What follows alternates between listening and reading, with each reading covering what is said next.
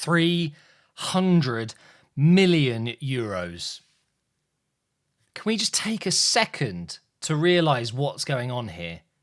This is absolutely, incredibly insane. Kylian Mbappe could be going to Al Hilal for 300 million euros.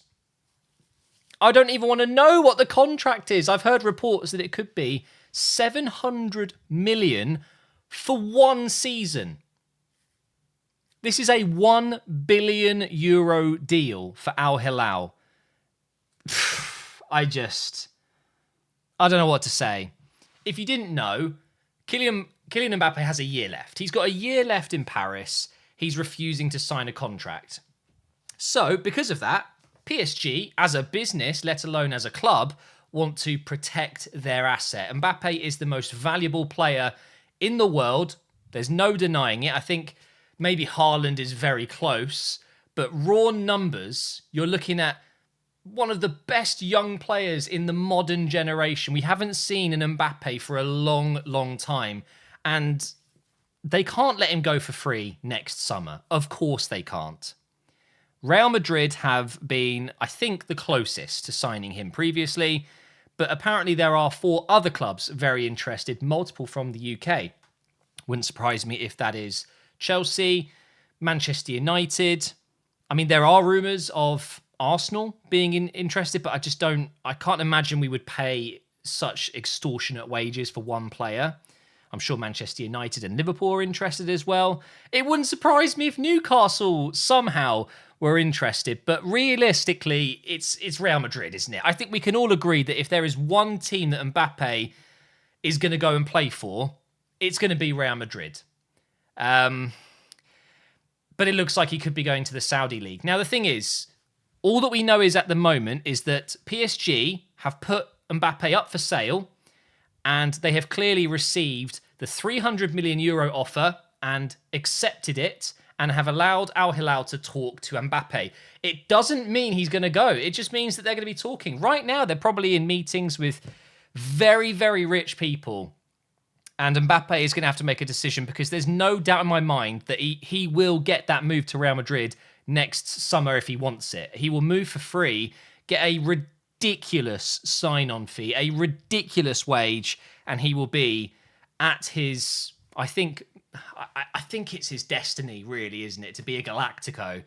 But he could play next season in the Saudi League, just for 1 year. And it's ridiculous money. It sets his family, not just now, the next 10, 15, 20 generations of Mbappes. It's an astronomical amount of money, and I think he'd be probably a little bit naive to say no. To go to the Saudi League and play for a year, and then still get the opportunity to go to Real Madrid and earn ridiculous money. We don't even need to confirm those numbers. We all know he's going to be the highest paid player, the highest paid athlete in the world if he takes this deal. It's mental, and we're moving on because, I mean, I'm going to be honest, I don't like it. It doesn't really affect me. It doesn't. I love the Premier League. I like the Bundesliga. I like these leagues where it's, I don't know, it feels like the Premier League is slipping a little bit in that regard, but it just feels a bit more proper than the Saudi League or the MLS over the years, just buying up these players. This just feels so different, though. The amount of money we're talking, it's hysterical, really. Can I get a year contract to go to Saudi? I'll make my videos in Saudi. Let's do that. We'll move on to the next topic. Now, this is crazy, guys. So, Fabinho is on his way to No, it's not Al Ittihad. Is it just Ittihad?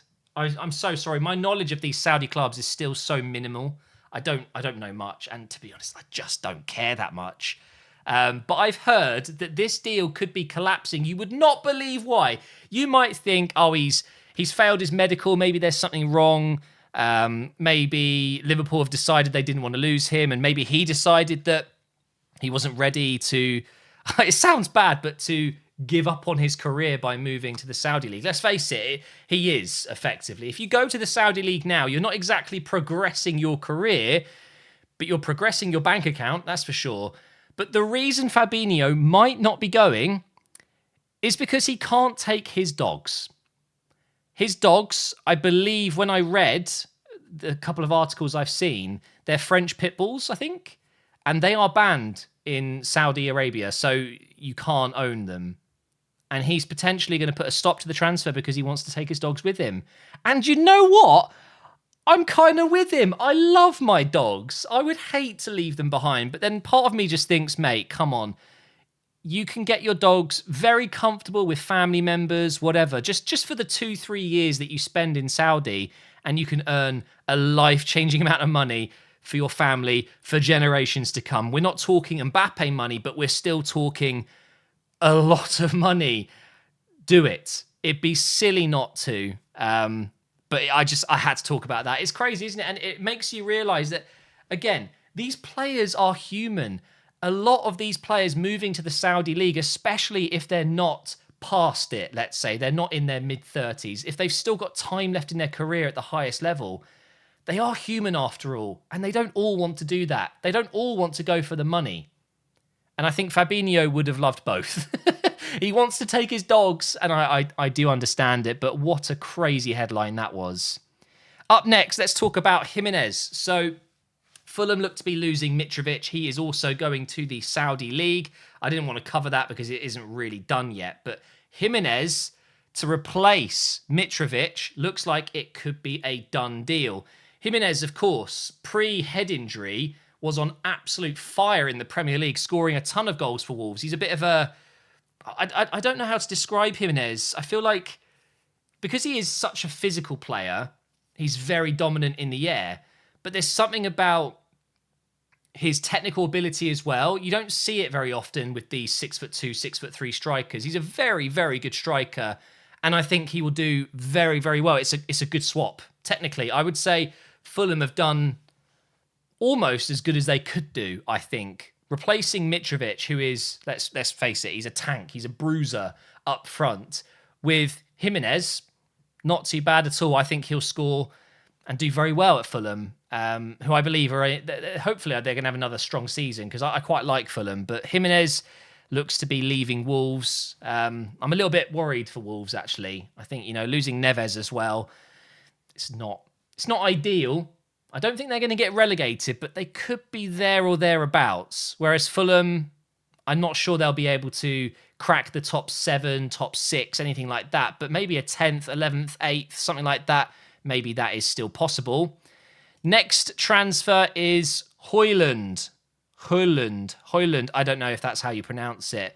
It seems like Manchester United were very, very focused on the goalkeeping situation. They've, of course, signed Onana, and now they can move on to, I think, their main target for the window.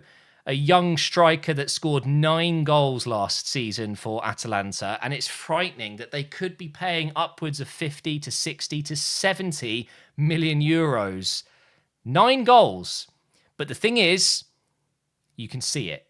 He's an incredible talent. He is going to score more than 9 goals next season wherever he is.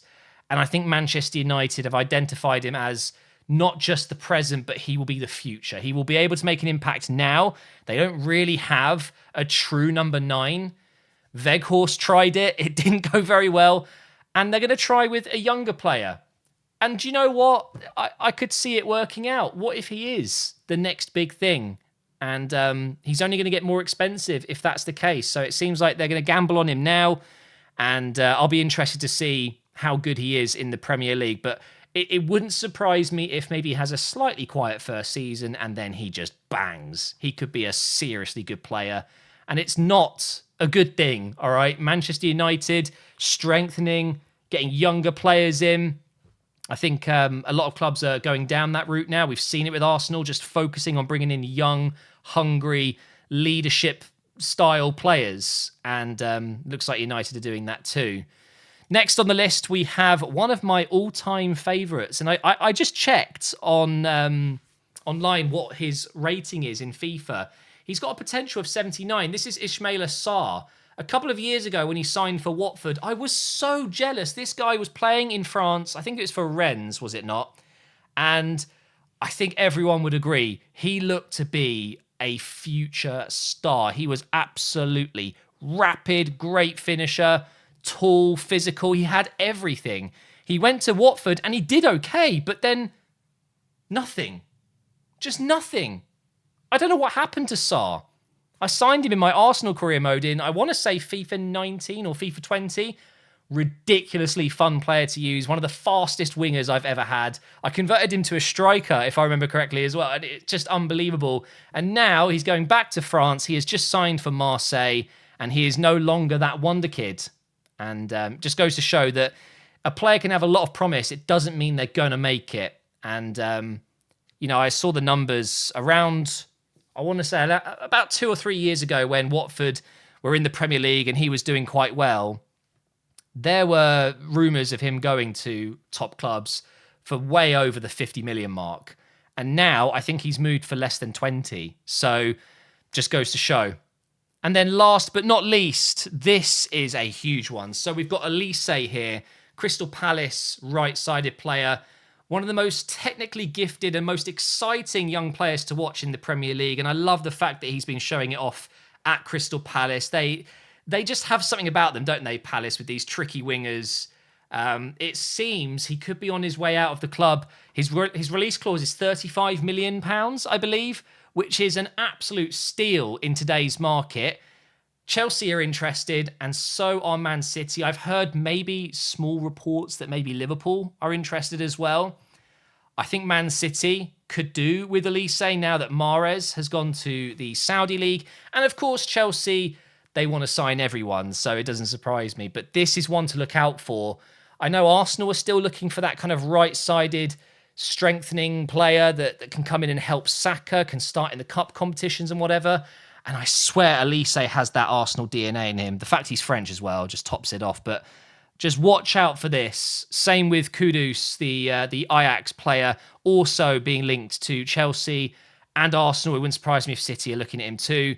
There's still a lot of players that could be on the move, and they're good players. So the transfer window is kind of in its middle stage now. We're kind of halfway through pre-season tournaments. We're starting to see clubs play their new signings. Maybe they're still working out what they need to do, and we're going to go into that crazy final 2 weeks of the window soon where everything just goes full steam ahead. And then, of course, deadline day, and that is when the magic happens. But thank you for watching, guys. I hope you enjoy these kind of transfer roundup videos, and I will see you in the next one.